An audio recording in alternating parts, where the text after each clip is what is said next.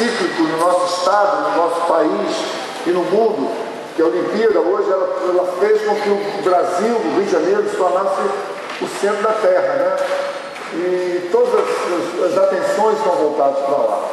E é incrível isso, porque na abertura foi feito um ato profético ali, maravilhoso, que eu gostaria muito que aquilo fosse um evento evangélico.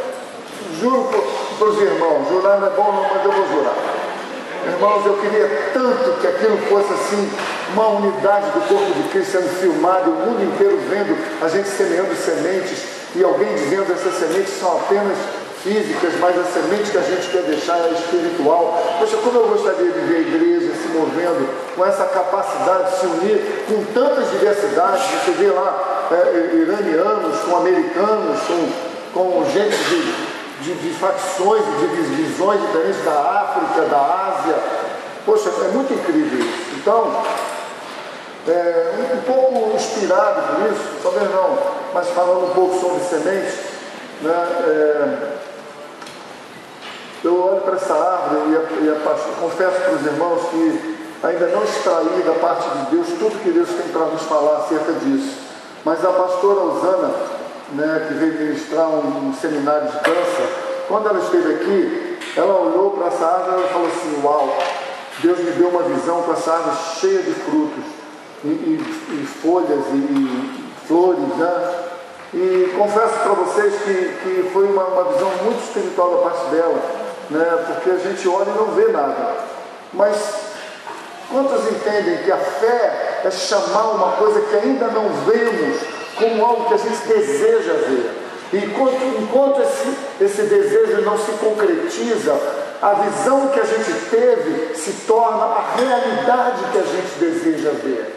E nós não podemos abandonar a visão compatível com a fala, ou seja, aquilo que a gente viu tem que ser aquilo que a gente permanece falando, enquanto aquilo que nós estamos falando porque vimos se torne a realidade. Então a fé é chamar aquilo que ainda não é como algo que irá se tornar. E nesse momento, para mim, já se tornou. É assim que tem que ser a fé nas suas questões pessoais, nos sonhos do seu coração. Precisa haver uma convicção. A fé não é uma ideia lançada ao vento. A fé é uma convicção. A Bíblia fala em hebreu. Ela é uma convicção. É a certeza. A fé é a certeza. Ela não é uma dúvida ou um medo. Ela não se baseia no que eu pego, no que as pessoas dizem. Ela se baseia numa convicção que vem de dentro do meu coração, que brota e é inspirada pelo próprio Deus. Quantos estão ouvindo o que eu estou falando? Isso não tem nada a ver com o que eu ia pregar, mas eu olhei para a árvore e pensei nisso, até porque alguma coisa eu vou falar que tem a ver com isso. Mas veja, amigos, essa semana alguém mandou um vídeo, eu nem sei quem foi, dentro do WhatsApp, falando sobre Jó, né? E foi interessante porque eu estava com essa palavra de Jó no meu coração. Quem está perto de mim, mais perto, ou passou perto de mim essa semana, ouviu um pouco de Jó, né? Até eu indiquei algumas pessoas falando: meu irmão, tu quer crescer com Deus no meio da alegria e da adversidade? Aprenda com Jó. Pegue o livro de Jó e não leia Jó 12:35. Não, pega o livro de Jó e leia os 42 capítulos de Jó. Leia todos eles de uma vez. Mesmo que pare um pouquinho para ir no banheiro, tomar uma água, fazer um café, mas pegue um dia, se acorde e fala: vou ler o livro de Jó, e comece do primeiro até o último capítulo, e você vai ter uma visão, assim, uma visão de fé, do coração de Deus, falando de um homem que a Bíblia diz que Deus olha do céu e diz: não havia na terra ninguém como o meu servo Jó. Então Jó era um exemplo que Deus dava acerca da humanidade. Então é muito importante a história de Jó. Mas aí essa semana eu estava pensando muito nisso, sobre a questão das adversidades, né, das coisas difíceis de se conquistar ou de se manter o foco, né, no dia a dia. E aí alguém mandou esse texto no WhatsApp, né, que vem do Jó 42:5, né, na minha Bíblia diz assim: os meus ouvidos já tinham ouvido a teu respeito. Preste atenção. Os meus ouvidos já tinham ouvido a teu respeito, mas agora os meus olhos te viram. Os meus olhos te viram. Quantos já leram esse texto? Em outras Bíblias diz assim: antes eu te conhecia de ouvir, agora eu te conheço de andar. Mas agora o Jó está falando nessa tradução aqui, antes os meus ouvidos já não tinham ouvido a seu respeito, mas agora os meus olhos te viram. Jó viu Deus. Mas como isso aconteceu? E essa pessoa que botou no WhatsApp, ela colocou uma frase que me encorajou a preparar, não preparar, mas está pensando nisso e hoje está redundando na introdução. Jó nunca entendeu a razão do seu sofrimento. Preste atenção. Talvez você esteja aqui. Jó nunca entendeu a razão do seu sofrimento, mas ele viu Deus e isso foi suficiente. Olha que frase de gente madura. Será que você está pensando assim acerca de sua vida? Eu não entendo por que eu estou passando por isso. Eu não entendo que fase é essa da minha vida. Eu não entendo porque eu perdi isso. Eu não entendo porque eu estou sendo retaliado naquilo. Eu não entendo porque tanto ataque na minha história dentro dessa área, seja qual for. Mas a frase dizia: ele nunca entendeu a razão do seu sofrimento, mas ele viu Deus e isso foi suficiente. E aí eu vou em Jó 42:5 e penso novamente: Jó, ele tinha ouvido falar a respeito de Deus, mas agora os meus olhos te contemplam. Mas como que isso aconteceu? Se a Bíblia diz que ninguém viu a Deus. Como é que Jó viu a Deus, se a Bíblia fala que ninguém viu a Deus? Quem chegou mais perto disso e ficou transformado foi Moisés, mas Moisés viu apenas as costas de Deus. Ninguém viu a Deus olho no olho e permaneceu vivo. Não porque Deus seja um popstar, ele seja alguém que está brincando esconde-esconde, é porque Deus ele é pura santidade. Se a gente olhasse para Deus, nós talvez desintegraríamos. É a única ideia que eu tenho, a gente dissolveria igual leite glória, só sem bater. Então, como é que ele viu se ninguém pôde ver a Deus? E aí me deixa a liberdade de fugir das liturgias e pensar: seriam pelas ações? Aí uma boa forma de ver Deus. Nós não cantamos aqui, que nós possamos diminuir ele crescer. E aí as pessoas olhem para nós e vejam a humildade dele. Mas como ele não está aqui, mas ele vai vendo a gente, entra essa possibilidade. Então quando Jó vê Deus, seria pelos princípios imutáveis que acompanharam Jó na sua trajetória. Quantos estão ouvindo? Eu acho que isso seria uma forma. Ou seja, Jó, no meio de toda a tribulação dele, se você não conhece a história, Jó perde tudo. Jó tinha tudo. Aí o diabo fala: fala lá, Jó só te serve porque tem tudo. Aí Deus fala: pode tocar, só não toca na vida dele. Por quê? Deus é fabuloso, né? Porque a vida dele eu vou restaurar. Não fala não, mas a Bíblia não fala, mas eu posso imaginar. Porque a vida dele eu vou restaurar depois que tu achar que está levando tudo que segurava o amor dele por mim. Depois que tudo que você está aí falando que é por isso que ele me ama, quando tu levar, só não tira a vida dele, porque depois disso tu vai ver que ele vai continuar comigo. Queridos, muita coisa aconteceu, ele foi roubado, os seus empregados foram embora, os seus filhos morreram debaixo do desabamento da casa. A mulher dele, vendo ele totalmente arrebentado, ferido, a Bíblia diz que ele ficava se coçando com um caco, irmão. Irmão, eu passei um sufoco aí de quase 3 meses aí, com um negócio, uma coceira que eu não sabia de onde vinha essa coceira. Irmãos, é ruim demais se coçar, é muito ruim se coçar, mas não conseguia dormir. Eu acordava me coçando, era ruim demais. Mas Jó não era uma coceirinha na parte da derme, não, da pele, não. A questão do Jó era uma questão assim de altas feridas, tumores, ele se coçava. A Bíblia diz que ele sentava na cinza, porque a cinza deve ter alguma propriedade ali que dá uma melhorada na angústia dele, da dor, e ele ficava se coçando com um caco de telha, meu amigo. Não é moleza não. O Judá acabou de ter catafora, ele fica de catafora até a ponta do pé, a cabeça. Aí ficava se coçando. Então o cara passou um sufoco. Aí para piorar o negócio, vem a mulher dele e diz assim: olha, sinceramente, quer que tu está sentado aí? E Jó está lá, glória a Deus, aleluia, o Senhor é bom. Ela falou: tu é mesmo, é trouxa mesmo, né? Amaldiçoa esse Deus e morre. Caraca, meu irmão, o cara passou muito sufoco. Aí os montes de amigos que ele tinha, né, como é comum na religião, o amado deve estar passando isso porque deve estar em pecado. Sempre tem um irmão abençoado para vir, né, te abençoar mais ainda, né? Irmão, vou orar contigo, o irmão deve estar em pecado. Vamos fazer um propósito, aleluia. 12 semanas de sucesso antes de você.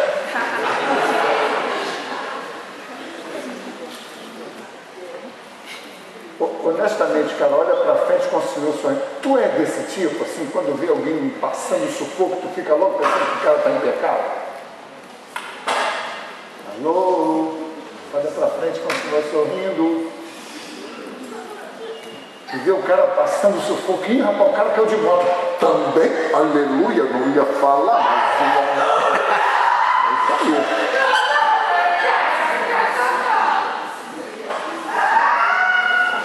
Ajuda aí, meu Rafa.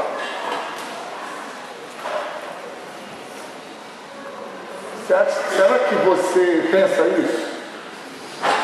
Você pensa isso?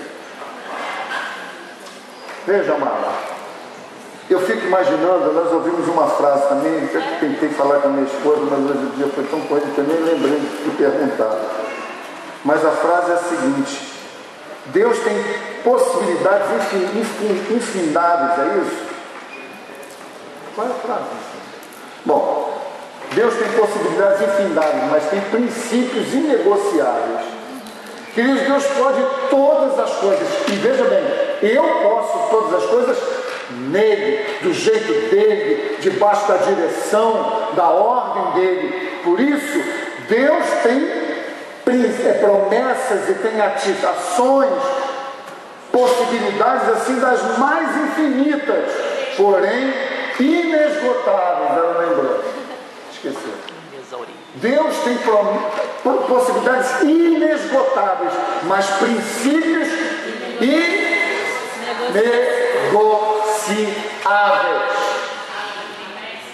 Amigos, meus irmãos, preste atenção. Quando essa história de Jó vem à tona, então eu te ouvia, aí te conhecia de ouvir falar, mas agora os meus olhos te veem o quê? Tu viu o quê?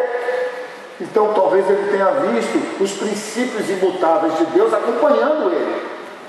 Um consolo que nenhum homem deu para ele, mas Deus estava com ele. Deus estava tratando com ele. Então, queridos, eu acho que a igreja está vivendo esse momento, né? Eu acho que essa parte triunfalista vai ser a primeira coisa que vai cair na igreja moderna, porque ninguém está aguentando mais essa historinha, né, que a gente vê muitas igrejas lotadas, porque as pessoas querem a bênção de Deus, elas não querem o Deus da bênção, elas querem receber a promessa. E veja bem, muitas vezes elas não recebem e vão embora. E muitas vezes elas recebem aquilo que elas mesmas poderiam ter conquistado e acham que foi Deus e depois mete o pé. Só fica com Deus quem quer Deus por causa do que Ele é, e não do que Ele pode te dar. Vocês estão ouvindo o que eu estou falando? Então, querido, a gente tem que ter cuidado para não esbarrar com as estratégias, esbarrar com as suas, ou seja, que as nossas estratégias para igreja, crescimento, ministério e festa, que a gente não esbarre na inegociável justiça de Deus, aquilo que Deus não abre mão. E esse triunfalismo barato que a igreja moderna quer viver, ele não vem da parte de Deus. Muito pelo contrário, da ferida de Adão nasceu Eva. Deus começou o mundo porque alguém teve que sentir dor. Foi uma operação cirúrgica sem anestesia, porque não tinha anestesia naquela época. Bom, pode ter usado uma serpente lá para dar uma mordida na hora, um veneno rápido. Mas veja, da ferida de Adão nasceu Eva. Da ferida de Jesus nasceu a igreja. A minha pergunta para começar nosso culto hoje é: o que é hoje de verdade que tem nascido das suas angústias e lutas e feridas? O que tem brotado consequência das suas dificuldades diárias? O que o mundo vê? O que as pessoas ao seu redor veem? Vou largar esse negócio, vou meter o pé que se dá, não vou deixar para lá. O que você tem mostrado que as dificuldades da vida têm trazido e amadurecido princípios dentro da sua história? Presta atenção, amigos. Em João, não precisa abrir não, ele fala uma coisa incrível, né? Quando Jesus começa a lidar com aquele cego, não sei quantos lembram da história. Jesus entra no templo, tem um cego lá, e Jesus pega e faz uma coisa incrível. Você lê em casa, João 9, ele pega um pouco de terra, cospe, quantos estão vendo? Cospe, faz uma laminha e põe nos olhos do cego. E ele começa a gritar, aquele negócio começou a arder, né? Os alquimistas querem fazer uma análise do solo onde Jesus pegou. Jesus passou ali, meteu a mão na terra, cuspiu, meu irmão. A questão não era a terra, a questão era Jesus. Então ele bota aqui no olho e manda o cara se lavar no tanque, e quando ele sai de lá, Jesus já não estava mais. Mas estava um bando de fariseu hipócrita que não tem experiência com Deus, e quando vê alguém que tem experiência com Deus, quer botar para baixo, porque a experiência dele incomoda a você que não tem nenhuma. Alô? E aí eles começam: mas o que aconteceu com você? Aí a galera em volta, os próprios amigos: pô, olha que hipocrisia. Imagina se tu vê o cara todo dia pedindo esmola aqui na rua, o dia que ele é curado, tu não lembra mais. Não, eu não sei, ele parece aquele cara que ficava pedindo esmola todo dia aqui. Parece. Aí os fariseus: mas eu não sei, parece. Aí eles perguntam: o que aconteceu contigo? Eu não sei o que aconteceu comigo, eu cheguei aqui, eu estava completamente cego, e um tal de Jesus botou lama com cuspe no meu olho, e eu fui curado. E aí a pergunta dos caras: mas como tu foste curado num sábado? Tu nasceu cego e foi curado num sábado. E o cara te pergunta: como você pôde ser curado no sábado? Oh, desculpa, eu não quero ser cego novamente, que eu posso ser curado amanhã. Irmão, que hipocrisia que o mundo religioso é. Isso é religião, querido, em qualquer âmbito. E ai de nós, se não vigiarmos, para nos tornarmos assim em outras áreas. E aí eles começam a discutir: mas onde está ele? Não, porque é cego de nascença, é cego de nascença. Chama os pais dele. Ainda vem os pais apavorados. Meu Deus, será que eu vou ficar em disciplina? O que será que meu filho fez? Vem cá, é teu filho esse aqui? É ou não é, pô? É meu filho. Mas ele era cego mesmo? Sempre que a gente soube era, né? Os pais. Que eu saiba, você que me enganou 40 anos me enganando de cego. Tem que estar, olha pra mim, não estou vendo nada. 40 anos, cara, é bom, hein? Mas sabe o que é isso, irmão? Pressão religiosa. Tu tem que ser o que os outros estão dizendo que é Jesus, vida com Deus. Meu irmão, tu tem que ter uma experiência pessoal com Deus. Eu quero te exortar nessa noite a olhar para esse âmbito aqui. Veja, mesmo o cego de nascença, Jesus olha para aquele cara e vai lá e cospe na terra e faz ele ser curado. Aí aqueles caras expulsam: tu está sendo curado? Porque eles ficaram bravos. Você, mas quem é esse Jesus? Porque vocês querem ser discípulos? Aí desceu o cajado nele. E aí expulsaram da sinagoga. Jesus, sabendo que ele tinha sido expulso da sinagoga, vai atrás dele, abraça ele e fala: meu filho, o que aconteceu contigo? Me expulsaram da sinagoga porque eu fui curado no sábado. Meu filho, fica chateado não. Você crê que aquele que te curou é filho de Deus? Não, me mostra ele. Ele fala: você está vendo. Pô, mas ele não estava vendo ainda, cara? O cara estava curado ou não estava curado? Você não está vivendo?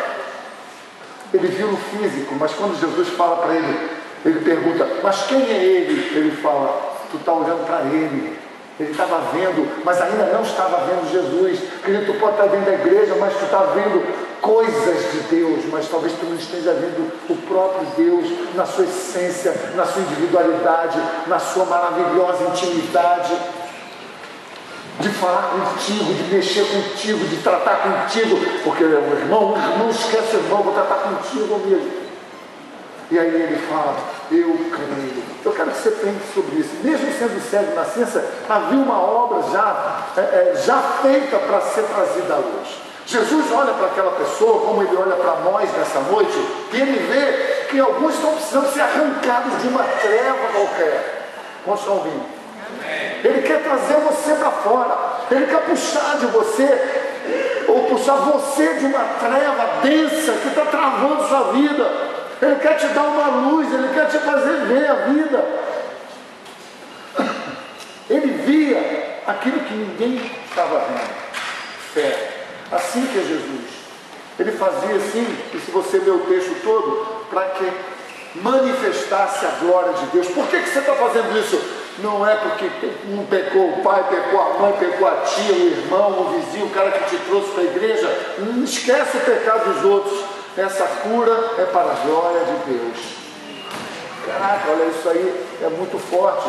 Eu quero que nessa noite você pense sobre isso, porque tem alguma coisa nessa noite a ser chamada à existência dentro de nós. Em alguma área na nossa vida, nós estamos acobertando a glória de Deus, que está impedindo que nós sermos vistos dessa forma. Que a religião não mostra, que a religião não nos satisfaz. É uma cegueira por coisas, por objetos, por tendências, por desejos. Veja, amigo, é importante demais isso. Quando Jesus chega na tua história, ele traz à existência aquilo que está entregue para a luz. Veja, quando Deus começou o mundo, ele abriu a boca e falou, bum! Depois ele vai construir o ser humano, ele faz a obra-prima dele, usa o barro, pega o barro, olha novamente, o barro com a saliva. Agora eu posso imaginar o Deus pegando o barro, não se constrói nada, nenhuma forma, se não tiver água. Quantos estão prestando atenção nisso? Tem que haver água. Jesus cuspiu. Deus, com certeza, Pai, Filho e Espírito Santo, que também é representado como água, estava formando o homem. Eu quero que você entenda isso. Quando Deus quer trazer para a luz alguma coisa, ele usa o inimigo. Não foram poucas as vezes que Deus chamou o inimigo de Israel para trazer contra o seu próprio povo que estava em trevas, para que pudesse despertar para um tempo, ainda que houvesse mais trevas ainda por um período. Queridos, tem coisas na nossa vida que a gente não entende como Jó. Está ruim demais. Aí você acorda no dia seguinte, fica pior. E você não entende. Às vezes Deus trazia o inimigo da Babilônia, os assírios, os caldeus, eles vinham contra Israel, trazidos pelo próprio Deus. Nós não conseguimos entender. E eu quero lhe dizer nessa noite, para quebrar todo espírito de religiosidade triunfalista, mentirosa, sem vergonha, Deus pode usar as circunstâncias adversas da nossa vida, que você está vivendo, está sentindo, está provando, para trazer à luz algo infinitamente maior e melhor, e não é somente para o seu bel prazer, mas para que a glória de Deus seja reconhecida na sua vida. Para que quando tu andes na rua, as pessoas podem falar, aquela era uma piranha ou vagabunda, ou sem vergonha, aqui olhei o negócio. Eu ia falar uma prostituta, saiu piranha vagabunda, mas deixa eu falar. Uau, nunca ouvi falar esse nome. Até na sessão da tarde no desenho tem lá. Bom, eu quero lhe dizer, amigo, Jesus olhava isso, mas sabe o que Jesus via? O que aquilo se tornaria. E vem o Pedro boca suja, eu não tenho porcaria nenhuma, manda o Mateus botar peixe no lado, um safado cobrador de impostos. Jesus olha e fala, uau, esse cara vai dar um pescador de homem, Marcelo. Aleluia, pastor, mas eu não escolheria ele desta forma. Tá bom, mas eu não escolho você, seu hipócrita, seu bonzinho, santinho, valor. Nós estamos ouvindo o que eu estou falando aqui. Então, amigo, tem alguma coisa nessa noite que sai dentro de você, e eu vou lhe dizer, eu vou mexer nessa área de circunstância, porque Deus usa as circunstâncias. Ele usa as circunstâncias na minha vida, amigo. Ele usa as circunstâncias em todos os aspectos da vida cristã. E a gente fica achando que Deus é assim. Deus, coisa boa. Coisa ruim é o diabo. Até a gente já chama o diabo de coisa ruim, coitado, né? Ele já é ruim. A gente ainda chama de coisa ruim. Por quê? Você pensa que tudo que é ruim vem do diabo. E muitas vezes Deus traz as circunstâncias para filtrar, refinar, purificar, como a gente diz, o ouro purificado, oh glória! Aí quando você entra na adversidade, aí fica todo dolorido com Deus. Onde Deus está? Eu devo ter feito alguma coisa errada. Esse é o pensamento religioso. Deus não está nisso, amigo. Eu vou te mostrar onde é que Deus está. Tem uma passagem que eu quero ler para vocês, em Isaías 46, para mostrar quem é esse Deus. Né? Ele usa formas diferentes, mas o que importa é a mensagem. Sempre foi e sempre será. Isaías 46, versículo 3. Ouvi-me, ó casa de Jacó, e todo o restante da casa de Israel, vós a quem desde o nascimento carrego e levo nos braços, desde o ventre materno, até a vossa velhice, eu serei o mesmo. Eu estou ouvindo? Ele está dizendo, desde o ventre materno, até a tua velhice, eu serei o mesmo. Misericórdia. E ainda, até quando tu estiveres com os cabelos brancos, eu vos carregarei. Já o tenho feito e vou levar você ainda mais, pois carregar-vos-ei e vos salvarei. Já chegou em Jesus. Levar-vos-ei, pois carregar-vos-ei e vos salvarei. A quem me compararei diante disso? Para que eu seja igual a quem? Que coisa semelhante confrontareis comigo? A quem vocês vão me comparar? Diz o Senhor. Eu sou o Alfa, eu sou o Ômega, todo o oceano cabe na palma da minha mão. Irmão, não seja ignorante. É óbvio que Deus não está se tornando físico para você entender que o oceano do mundo está na palma da mão dele. Então Deus seria um gigante. Não é assim. Isso é um conceito espiritual. Deus está dizendo que o poder dele, que envolve todo o universo, também põe toda a água que o mundo pode imaginar, como se fosse na palma da sua mão. Deus é Deus, irmãos. Você acha que você está andando com controle das coisas de Deus? Pô, fiz uma lambança, agora olha o que eu estou sofrendo. Tudo bem, tu pode até sofrer mesmo, mas eu quero que você saiba, se você se arrepender, Deus dá hora para você. Vamos embora, cachorro, vou contigo. Vamos embora, vou com você. Vou contigo. Ouvimos a devocional essa semana. Se você pedir perdão, Deus é fiel justo para te perdoar. Confessa e deixa que Deus te perdoa. Ele não fica fazendo uma junta, uma banca para ver se o teu pecado é passivo de conserto. Não, ele olha e diz, se você confessar o seu pecado e se arrepender dos seus maus caminhos e se purificar, eu vou caminhar com você e vou purificar, mudando. Ou seja, ele vai contigo, ele continua contigo, tu ainda vacilão, ainda sofrendo as dores do erro cometido. Então não é o erro que você cometeu e nem o conserto que você fez. É você que faz, é o poder de Deus através da sua vida. É óbvio que você tem que dizer, Deus, me ajuda, me dá uma força aqui. Com aqueles fariseus diante do cego, Jesus olha para eles, que eles ficam falando, pô, como é que tu curou no sábado? Depois que ele se reencontra com o cego, ele falou assim, eu curei mesmo. Mas ele é um cego, e vocês também estão cegos. Como que nós estamos cegos? Você está dizendo que nós somos cegos, que nós estamos cegos, que nós estamos cegos? Se vocês dissessem que eram cegos, eu curaria vocês agora. Mas por que vocês estão se achando e muito bonitões? é que vocês conseguem de verdade. Irmão, com essa humildade que chega diante de Deus e diz: Deus, há algum caminho em mim errado? Não é assim. Posso falar a mesma expressão, quer ver? Há algum caminho em mim errado? Querido Deus, nessa noite eu pergunto: há algum caminho errado em mim, oh Deus? Aí responde o céu: óbvio que não, santo servo.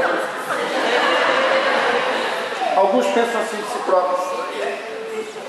Sabe quando é que eu sei que isso acontece? Quando você julga o irmão pela falha dele.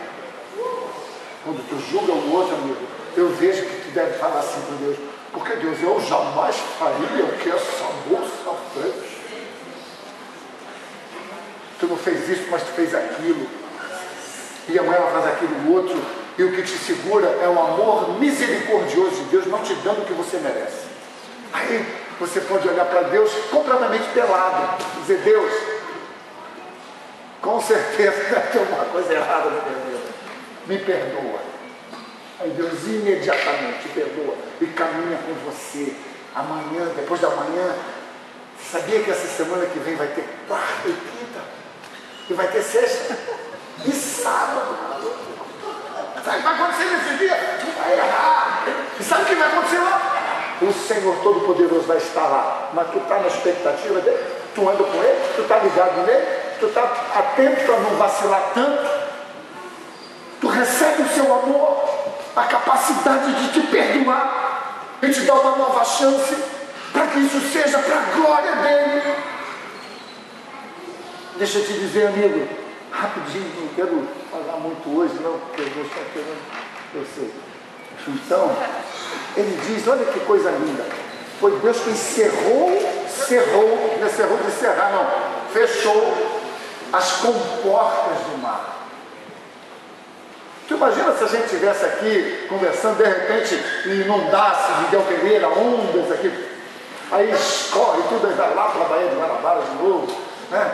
Aí daqui a 6 meses, aí enche de novo, aí o Cristo. Tu imagina? Vocês estão ouvindo o que eu estou falando? Eu não estou brincando, eu estou dizendo. Sabe por que não acontece? Porque a Bíblia diz que foi Deus quem estabeleceu o limite. Esse mesmo Deus está olhando para você e está falando: está chorando por quê? Ah, Deus, roubaram meu celular. Deus está falando: só isso? Mas nem paguei a primeira. Aí o cara perdeu o iPhone de R$3.000, agora comprou um tico-teco ali de 250, usado. Vocês estão me entendendo, irmão? Aí a gente fica achando que o diabo está trabalhando na minha vida, e Deus está falando, porque o celular estava mais importante para você do que eu.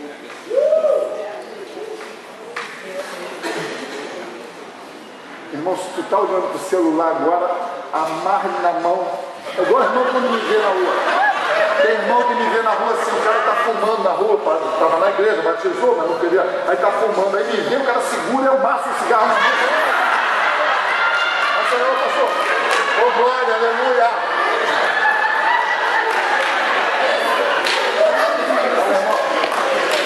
Irmão, larga esse cigarro, está queimando. Quantos sabem que bolha de cigarro na mão? E olha que eu nunca fumei quando eu era crente não, mas eu sei que cigarro não queima, né? Mas olha, o cara não está entendendo nada de Deus, não está entendendo nada de Deus. Pastor, olha, eu não sei nem o que você vai pensar disso. Pastor, não tem problema. É isso que você vai enfrentar? Pois é isso que eu vou enfrentar contigo. E eu não sou melhor do que você não, irmão. Eu só já andei um pouquinho mais. Eu já aprendi que eu nunca mais quero ver o cara amassar cigarro na mesa. Eu quero que o cara possa ser honesto comigo. Pastor, está difícil. É melhor do que alguém dizer. Aí porque sempre chega alguém, né? Pastor, está sabendo aquela irmã que batizou semana passada? Estou, irmão. Já sei, ela está fumando ainda. O Espírito revelou? Não, não tem nenhum. Teve um fofoqueiro mais rápido. Ela falou, melhor. Ô Senhor, tem que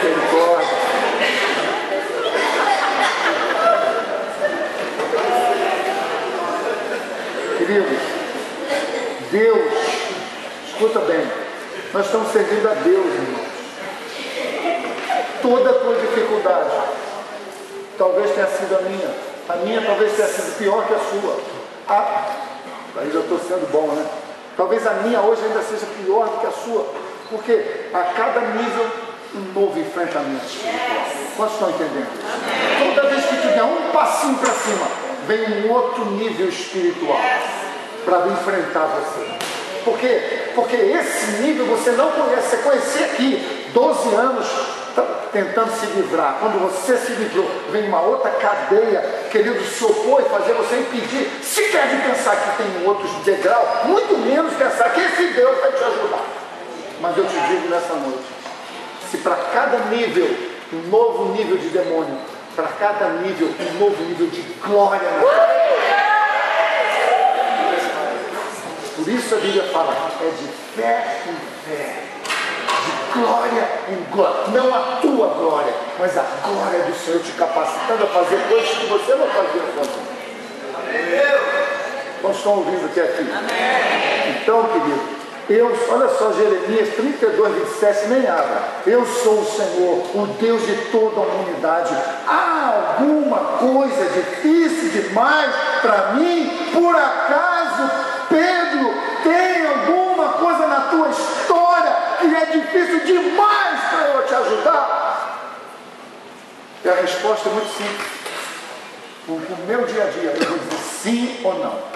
Eu vou andar sozinho, em nome de Jesus, citando versículos bíblicos, ou andar com Deus Todo-Poderoso, chorando e coçando as minhas feridas, mas eu sei que Deus está comigo. Então, queridos, veja, o que você percebe hoje que está faltando na tua vida? O que você percebe? Quando você olha para você, que você vê as circunstâncias, a dificuldade, ainda estou fumando maconha, ainda estou transando com meu namorado, eu dou mole para todos os meninos, mas eu acho que a vida é assim.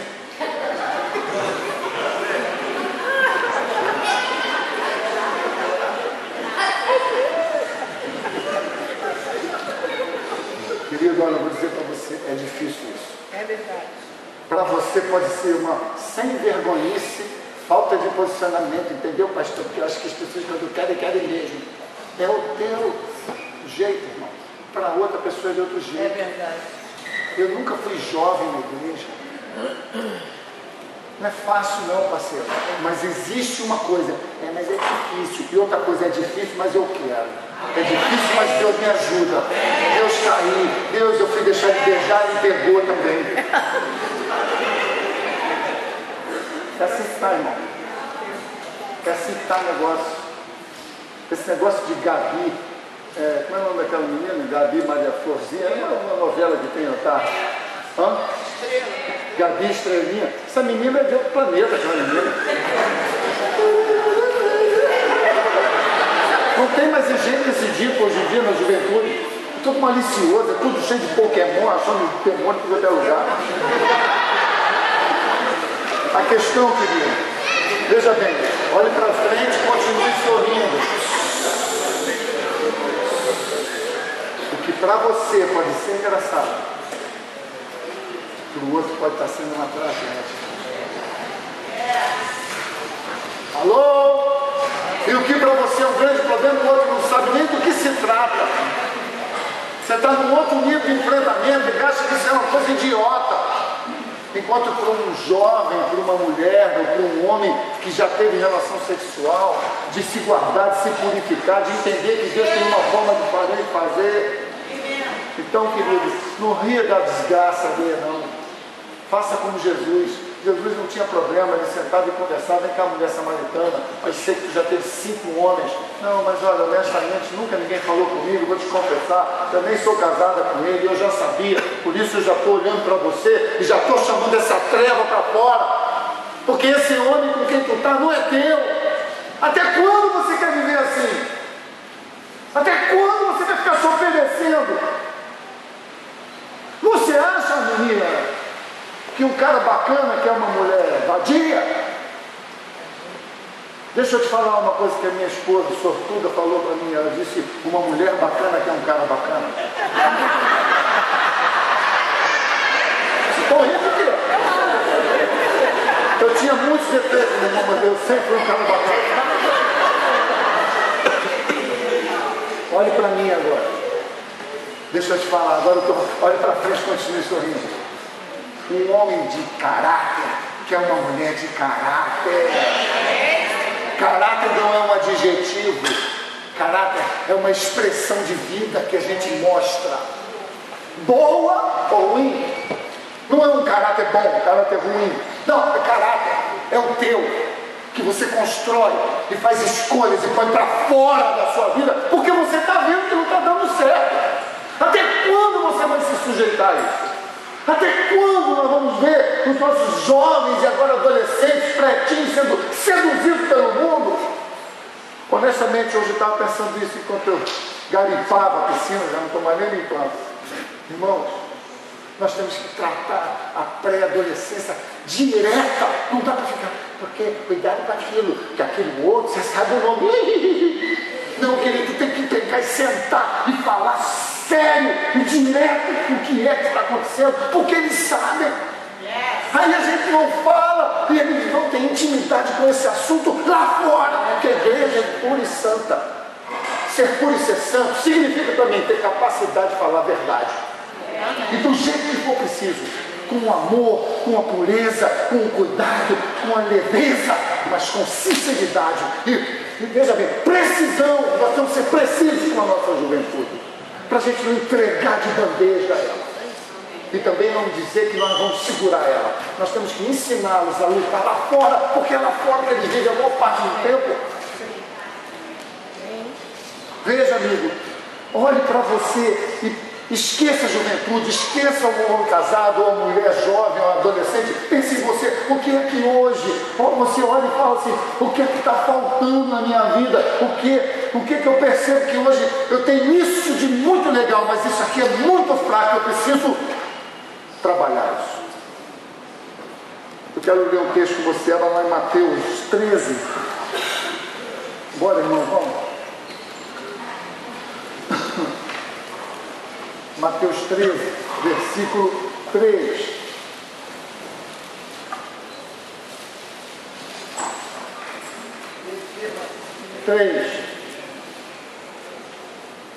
Versículo 3.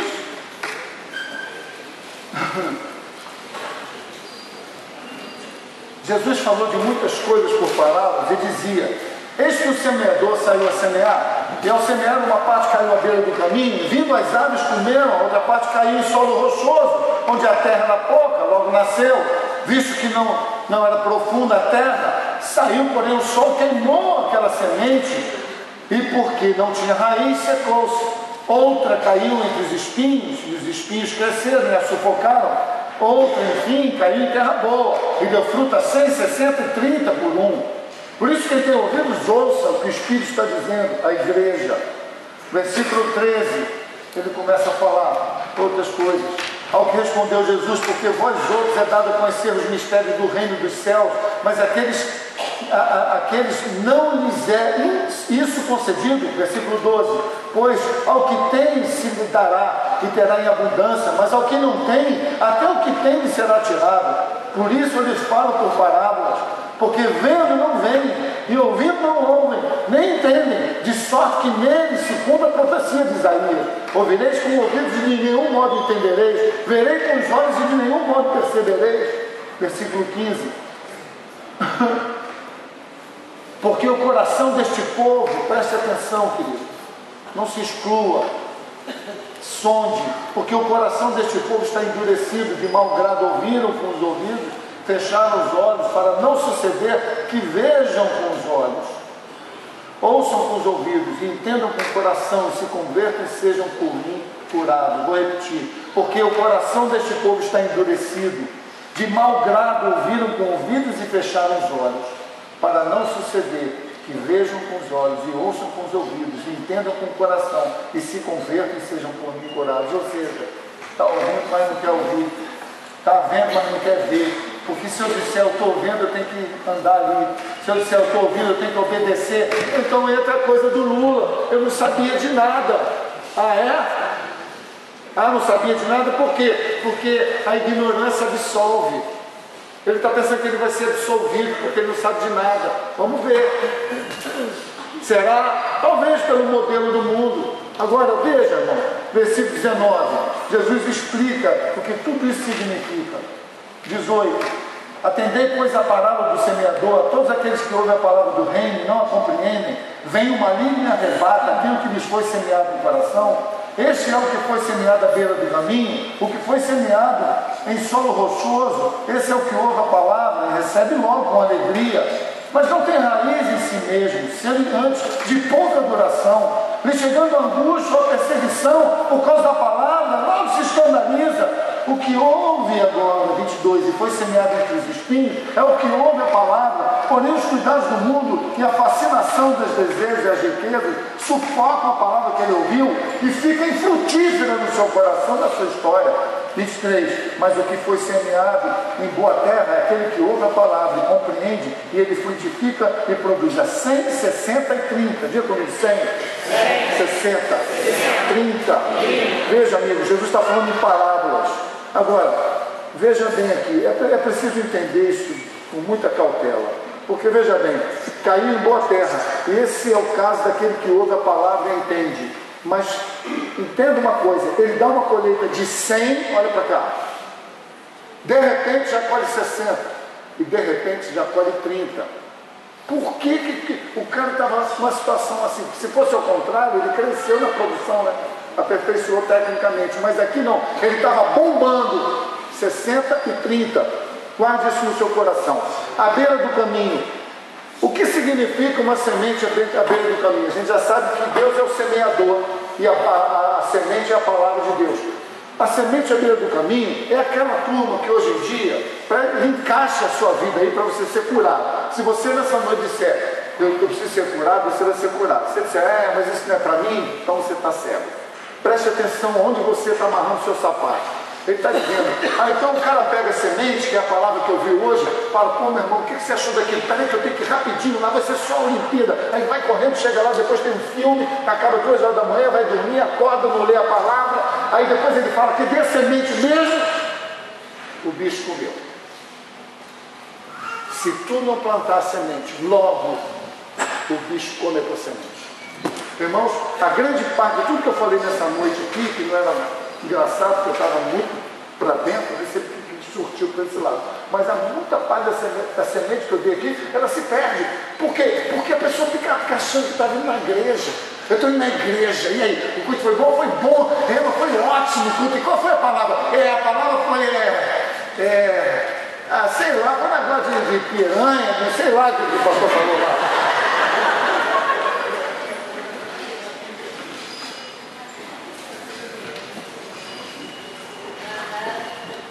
Não aplica. Se tu não aplica, parceiro, morre. Alguém vem roubar tua semente. Isso é a beira do caminho. Depois ele fala sobre um solo rochoso. Eu ia fazer um milagre aqui, mas não deu tempo. O que é um solo rochoso? É um solo petrificado. Por exemplo, Israel é um solo altamente rochoso, em grande parte dele. Mas ele planta banana também na areia. Então é um milagre aquilo. Agora veja bem, o solo rochoso não tem muita raiz, quando a semente cai, com pouca raiz a semente até funciona, tanto que tem a hidroponia, você tem várias técnicas, com pouca terra, mas aquilo vai ser só para o despertar dela, depois que sai dali você tem que transplantar para uma terra boa. Agora, se você não tem esse aspecto tecnológico, se você jogar uma semente numa terra pedregosa, o que acontece? Ela rapidamente brota. Mas aí quando bate o sol ela morre. Por quê? Não tem resistência. Você está ouvindo a palavra, acha muito engraçadinho, muito divertido, vai estar engraçado, né? Aí sai daqui, não põe em prática. Aí quando o sol bate, como você não tem raiz com Deus, quantos estão ouvindo aqui? Raiz com Deus, querido, não se conquista vindo na igreja, não. Vir na igreja não te dá raiz, te dá raiz é você vir na igreja e praticar o que a gente fala, senão tu vai ser um papagaio de pirata. Eternamente, não tem raiz. Aí vem o problema, pastor, ora para mim. Eu não tenho problema nenhum orar por ninguém, não, irmão. Eu não faço isso de graça, nem deboche, não. É que não dá para passar a vida inteira com você, 90 anos de igreja. Aí vem com uma fralda. Pastor, o culto foi maravilhoso hoje. Eu já tenho 30 anos de crente. não ora por ninguém, não vem na reunião de oração, está sempre cansado, sempre tem problema, a tua vida tem mais problema que todo mundo ou coisa na face da terra. Está sempre assim, não cresce, porque não tem raiz. Raiz, querido, só adquire quem pega aquilo que Deus dá, e raiz para conquistar a terra, ela tem que forçar para baixo. Ela tem que forçar para baixo. Se você não sabe, uma árvore dessa flamboyante aqui, que tem 20 metros de diâmetro, quando é adulta, ela tem quase 100 metros de raiz. Para segurar ela no vento. Tu quer se segurar no vento das circunstâncias adversas com uma raizinha desse tamanho? Não, queridos. Você tem que entender essa palavra nessa noite. Você tem que ouvir e eu ser honesto com você. Aonde é que tu está amarrando teu burro? Veja, pouca capacidade de produzir, pouca raiz, pouco lastro. Quando a luta vem, não tem resistência para sobreviver. 22 ele fala, e a outra semente caiu no espinho. Espinho, então, querido, é 2016 de Olimpíada Brasileira. Espinho, querido, é tudo isso que circunda a gente. Não, eu vou entrar para o inglês. Ótimo, entre mesmo. Entre para o francês também. Agora, irmão, não abandona Deus por causa de 2 cursinhos que você está fazendo.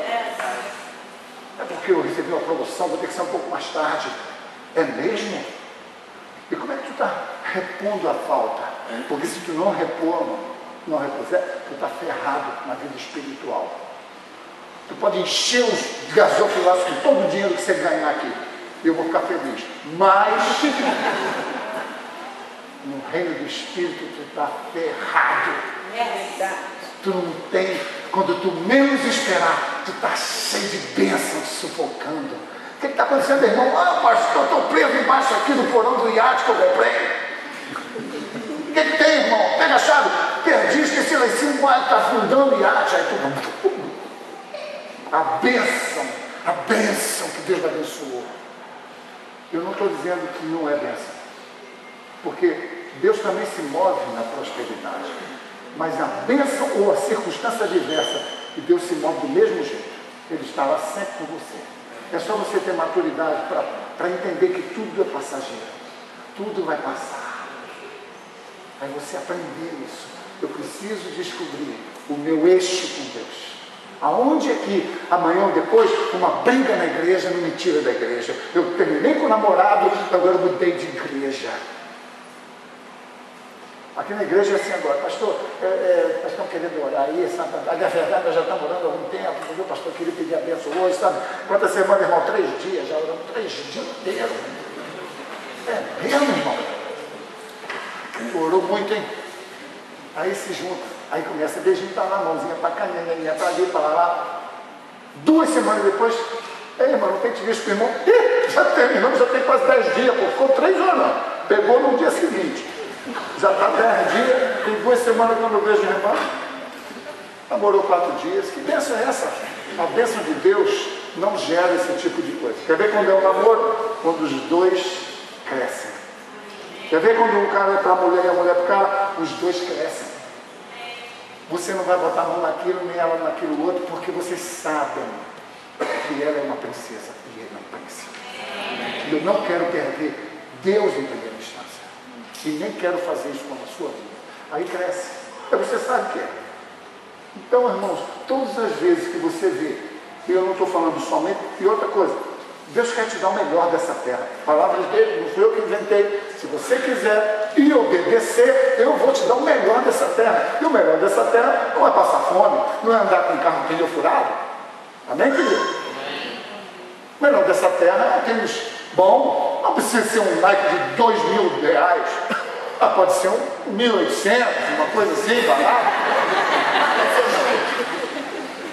O melhor dessa terra é o melhor que Deus quer te dar. E você tem a capacidade de comprar. Alô? Eu comprei um cartão. Pô, vamos lanchar ali. Ah, não, pastor, vou ficar uns 2 anos sem poder lanchar. Não pagar. Não pode nem pagar, você pode ir porque comprou um tênis que quando acabar de pagar já está sem sola. Então, amigos, Deus não está falando que é ruim, Ele não está dizendo que tudo é uma porcaria, que a gente tem que andar pobres e com a mesma camisa a vida inteira. O que Deus está dizendo é, Cuidado para as coisas que você sonha e conquista não se tornarem mais importantes do que eu na sua vida. Você está entendendo? Esse é o espinho, que é muito simples de ver. Agora, a gente termina aqui agora. Terra fértil. Mas mesmo sendo boa terra, varia tanto na produtividade, 30, 60 e 100. Por que isso acontece? Porque tem um decréscimo. Então eu trouxe aqui, como um bom jardineiro, os elementos que compõem a terra. Aqui a gente tem areia. Areia pula, areia lavada. Areia lavada também é usada em muitos aspectos do tratamento para plantar qualquer coisa. Aqui a gente tem barro. Barro, enquanto a areia lavada ela drena rapidinho, se jogar água aqui, rapidinho ela seca. Enquanto isso o barro, ele fica úmido, e úmido algum tempo, tem a sua propriedade. Aqui a gente tem a terra preta, né, que a gente chamaria terra vegetal, mas eu estou falando mais terra preta, que é uma terra boa, mas é tão boa que se ela não for equilibrada, ela traz uma planta, vamos dizer, suscetível à doença, vamos dizer assim, a infestação de praga. Então a terra preta é boa, mas a terra preta é a terra que tem mais tiririca. Se tu peneirar, vai ter tiririca, todas as maldições que a terra foram lançadas sobre a terra. Está tudo na terra preta. E aqui, queridos, é a parte vegetal. Significa um adubo orgânico, matéria orgânica. Muito importante também para você ser uma terra boa. E aqui, para fechar, não quero falar sobre isso, porque não é uma palavra boa, esterco. Né?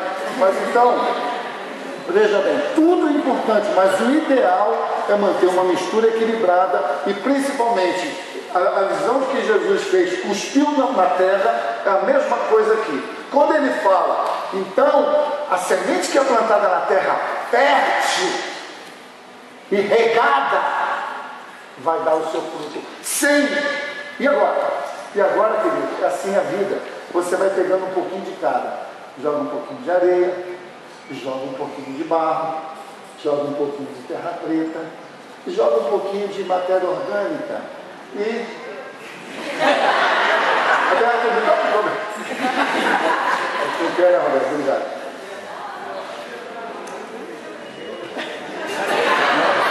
Mistura mesmo. Veja, aqui fica a terra preta. Equilíbrio. A capacidade de drenar problemas. A capacidade que você tem na enxurrada de situações, aquilo drenar e deixar somente aquilo que você pode suportar. Mas se você pegar e plantar uma semente aqui, ela até vai sair rápido, mas como o sol empedrado, rapidamente quando o sol bater vai queimar. Aqui já é uma terra úmida, muito úmida. Se você plantar alguma coisa só aqui, vai nascer, mas ela vai empedrar, porque ela compacta demais. Ela precisa da mistura com a areia que faz a drenagem. Quando você mistura os dois, aqui há um grande perigo. Você, o tipo da terra arenosa, barrenta, você absorve problema pra caramba, aí você fica úmido, você não perdoa, você tem dificuldade de amar, e de perdoar, e de acreditar no novo. Tá? Por quê? Porque a sua terra é só isso. Mas não é que ela seja ruim, é que não pode ser só isso. A mesma coisa, a terra preta que eu já te falei, todas as maldições foram lançadas sobre a terra. Deve ter sido terra preta, não está dizendo na Bíblia. Aqui, querido, é maravilhoso, mas se não tiver outros elementos, ela fica enfraquecida, suscetível a doença, ela atrai muita coisa. Aqui é matéria orgânica, é folha, é tudo isso aqui que tem aqui no meio, aqui, irmãos, são os fungos, as bactérias, as coisas que decompõem rápido demais. E quando você mistura, aquilo deixa a terra arejada, as minhocas estão fazendo festa na terra. Por quê? Porque a capacidade dela é essa, ela é de trazer aeração sobre o solo, frescor, ela dá uma quebrada na textura do solo. Agora veja bem, irmãos, né? Essa parte toda aqui está equilibrada. Eu vou te mostrar uma coisa que o Paulo falou. O Paulo falou que quando ele era judeu, e fazia um monte de coisa para Deus, e achava que ele estava abafando, ele olhou para trás e viu que tudo aquilo era esterco. Em outras palavras, cocô. Você sabe que você pode usar cocô de boi, cocô de carneiro, cocô de galinha, cocô de passarinho, você pode usar cocô de codorna, e na China eles usam cocô de gente mesmo, para tratar solo. Mas deixa eu te dizer aqui, quando o Paulo está dizendo isso, ele está falando que achava ruim, não. Ele estava olhando para trás e disse, as coisas que eu vivi, que eu achava que eram as mais importantes, hoje eu entendi que aquilo trouxe ele trouxe uma provisão para a minha vida que eu não gostei, era como se fosse esterco. E agora eu entendo. Paulo fez muita coisa errada, irmão.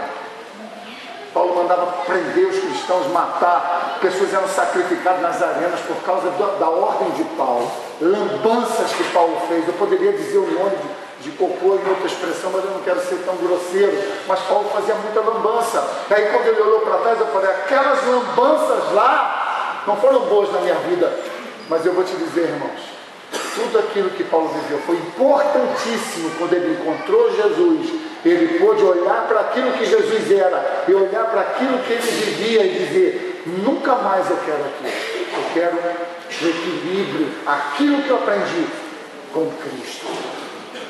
Amém, Deus. Preste atenção aqui, amigos. Se você plantar uma semente no esterco, sabe o que vai acontecer? Quantos já viram cocô de boi no gramado, no pasto? O que é que tem? Nada. Só esterco também não funciona. Porém, o que eu quero te dizer, libertador nessa noite, não importa as lambanças da sua vida, para não dizer outra palavra, não importa as lambanças que você cometeu, os piores erros que você cometeu, ainda assim, se você for humilde em confessar para o Senhor, Ele vai pegar esse esterco, juntar e fazer a melhor terra para produzir os melhores frutos. Hoje, Ele pode fazer isso na tua vida. Mas se você confessar, se você esconder, mas o meu cocô não fede muito, até que é cheirosinho, se você ficar achando que o teu cheiro é melhor, porque é sempre assim, né, irmão? Fala a verdade. Todo mundo acha que o seu é cheiroso. Pergunta para o vizinho o que você acha. O que Deus quer fazer na sua vida, preste atenção, irmão. Hoje é uma noite que tu vai rir muito, mas tu vai sair daqui pensando. Vai sair daqui pensando. E o tema da palavra é muito simples. É a mistura ideal. Sabe qual é a mistura ideal? Não é só terra, areia, não é só barro, não é só terra preta, não é um monte de folha e um monte de esterco. O ideal é você traçar. Para quê? Para você semear. E agora? Agora vamos embora para casa que tem o final da Olimpíada. Não. Agora, amigo, é ser regado pelo Espírito Santo. Porque é para isso que a terra é preparada. A terra é preparada para você se achar que está podendo. A terra é preparada para você ser cuidado, tratado, regado. Quantos já cantaram isso? Pelo teu Espírito. Lindo, né? Mas lindo é quando nós dizemos, Deus, estou muito arenoso. O Senhor fala uma palavra dessa, não sobra nada quando eu sair daqui. Deus, eu estou muito úmido. Achei que o pastor foi demais, grosseiro. Estou úmido demais. Estou arrependendo só problemas, só contra as pessoas. Estou arrependendo só ofensa. Deus, honestamente, eu fiz tanta coisa errada que eu não consigo olhar para o Senhor e ver a possibilidade de ter o perdão do Senhor. Aí, querido, é que entra a fé. Você precisa aprender a olhar para esse Deus que você não conhece e dizer, Deus, entra na minha vida. Amém. Eu não vejo, eu não sinto, as pessoas dão definições que eu não compreendo, mas a tua palavra diz que se eu confessar com a minha boca, o Senhor entra na minha vida e eu sou uma nova criatura hoje. Hoje, todos os meus pecados, os meus erros, as minhas falhas hoje vão adubar uma decisão de andar na linha com o Senhor. Porque eu não quero mais errar, eu vou aprender com os meus erros e viver uma novidade de vida. Vamos ouvir o que eu falo. Então, queridos, o que eu queria deixar para você nessa noite é assim: aprender com os nossos erros e nos fazer crescer. Gostou, ouvindo? Aprender com os nossos erros e nos levar ao crescimento. Chega da gente colocar desculpa: eu fui gerado, a minha família era uma areia, a minha família era pedra, a minha família nunca me levou num caminho. Queridos, você não está aqui hoje, então você escolhe o seu caminho. É você quem diz: Deus, a partir de hoje, a minha vida pertence ao Senhor. A partir de hoje, Deus, aquilo que era areia pura se torna solo rico. Agora eu não quero só dar 100. Hoje tu pode dar 100, caiu para 60. Corre para Deus, que vai te fertilizar, que vai te enriquecer, que vai te irrigar, e você vai voltar a dar 100. Agora isso é uma decisão. Ninguém pode tomar essa decisão por você. É absolutamente pessoal. Eu quero que você pense nisso nessa noite. Que você pense: em que nível eu estou? Quem sou eu nessa escala? Não deixa a religião te engessar. Como é que eu sei que ela me engessou? Eu começo a julgar as pessoas. Eu começo a achar que a igreja tem muito defeito. Muito prazer e bem-vindo. A igreja tem muito defeito. E nós, inclusive, também temos muitos defeitos. Eu quero orar por você, Santos. Fique em campo por isso. Não vou mais falar, não.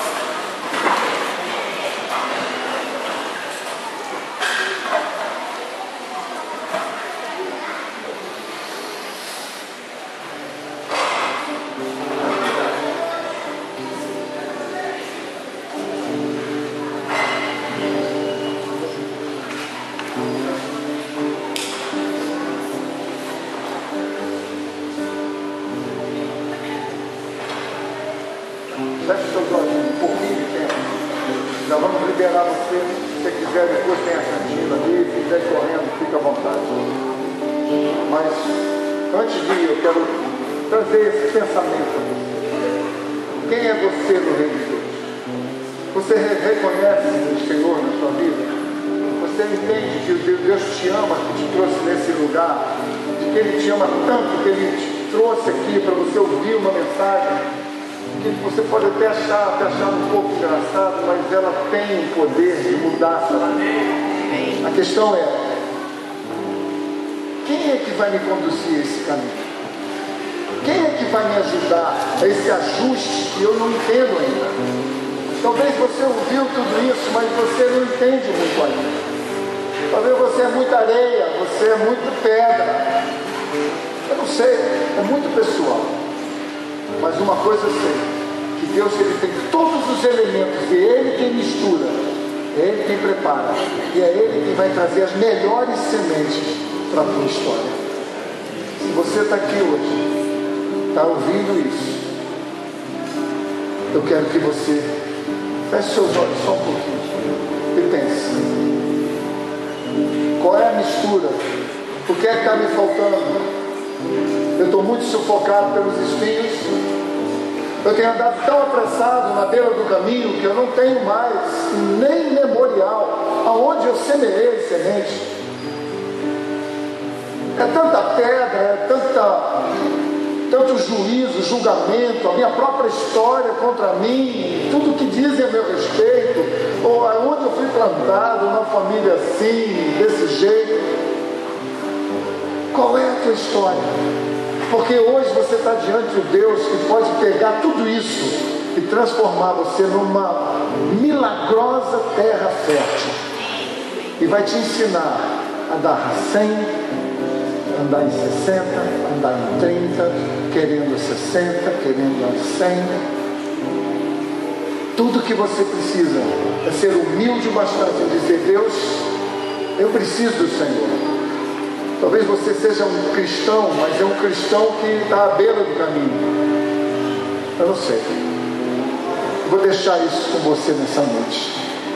Não vou fazer nenhum tipo de apelo, porque aqui a maioria de vocês são cristãos, se não todos. Mas em que proporção está a tua fertilidade com o Senhor? Você quer mais? Você quer mais? Porque Deus tem mais para você. Não importa as circunstâncias, não importa as circunstâncias que você vive ou viveu, o Senhor está no meio da batalha com você. Esteve com Jó e vai estar com você até o último dia da sua vida. Jamais vai te abandonar. Pense nisso, sonhe nisso.